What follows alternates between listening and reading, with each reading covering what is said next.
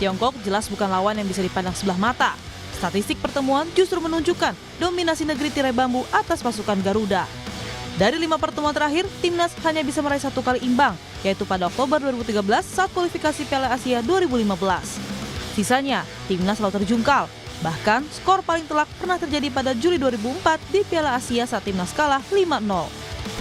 Satu persatu dukungan terus bergulir untuk timnas Indonesia. Pendukung timnas Indonesia optimistis bisa menang saat melawan Tiongkok. Apa tuh? 4-2 menang Indonesia. Ada harapannya? Harapannya harus tetap juara di Piala Pildun. Ada pemain favorit nggak? Marcelino Ferdinand. Oke, yang menang siapa nih? Indonesia dong. Indonesia. Skornya berapa? Ada prediksi nggak? Udah Oke, harapannya apa nih? menang Indonesia dengan skor 3-1. 3-1. Oke. Ada pemain favorit? Ada si Rizky Ridho. Wah, Indonesia lah, Garuda dong. Oke, berapa kira-kira skornya? Si 2-1 untuk Indonesia. 2 untuk Indonesia. Optimis menang berarti ya? Wah, optimis harus ini mah. Pemain favorit, semua pemain favorit selalu di hati.